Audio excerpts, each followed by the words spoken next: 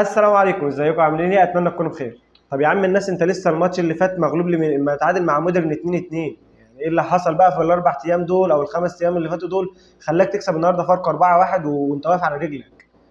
انت ما حزقتش في الماتش، انت ما عملتش مجهود، انت كسبان 4-1 وانت عادي. يعني اللي هو انا ايدي لسه نظيفه، لسه ايه، ما عرقتش حتى. ايه بقى اللي حصل في الفتره دي؟ هو ما فيش تطور حصل يا معلم، ولا في اي حاجه حصلت. هو كل الفكره اللي حصلت ان الراجل اللي بره ده ما اخترعش، ما تفلسفش. اللي هو ريبيرو النهارده عمل ايه بكل بساطه؟ انت عندك اتقل وينجات في الدوري. انا عندي اتقل اربع وينجات او خمس وينجات في الدوري. مفيش وينج ينافس معاك غير اذا كان الوينج بتاع بيراميدز اللي لسه جاي اللي هو ايفرتون، ولسه لحد دلوقتي ما قدمش اوراق اعتماد. كان الوينج اللي محترم بره فرقتك كان زيزو او ابراهيم عادل. زيزو في الزمالك او ابراهيم عادل في بيراميدز، والاثنين دلوقتي واحد طار للجزيره وان شاء الله يرجع علينا يعني، وزيزو معاك. فانت لازم تستغل القوه بتاعتك دي. لازم تستغل قوه ان عندك واحد زي ديانج بره. ديانج ده ما يقعدش سواء للكوكا ولا لاحمد رضا على فكره. تتفرج كده على مستوى الاهلي بعد ما كوكا نزل مكان ديانج، مستوى باهت. كوكا النهارده حرفيا بن شرقي كان فاتح له على اخر الطرف، ويعني كره سهله، باصه عادي جدا. لو جبت اي لاعب هيباصها صح.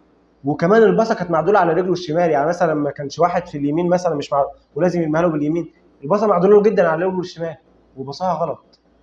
دي لقطه واحده من لقطات كتير، ولكن انا جاي اكلمك النهارده ان انت عندك سكواد ما ينفعش تقعده. الراجل النهارده بدأ بتشكيل محترم جدا.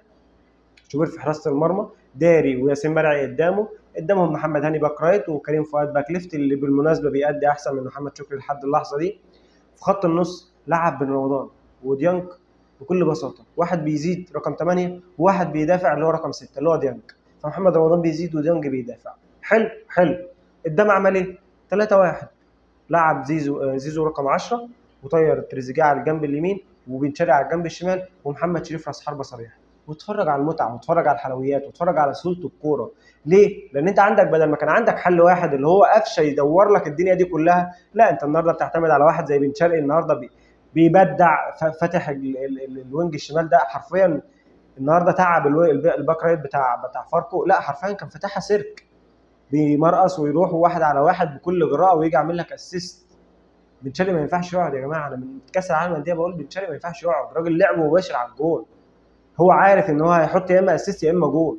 ما عندوش الحل الثالث. تريزيجيه النهارده اداؤه باهت وكل حاجه، ولكن جاب جون على فكره. بس الفكره ان تريزيجيه لسه مش حتته. ان شاء الله ينتج فيها ويقدم فيها مستوى كويس. كل الفكره انك ما تتفلسفش، ما تشغلش دماغك. انت عندك سكواد محترم، افرش له يعني.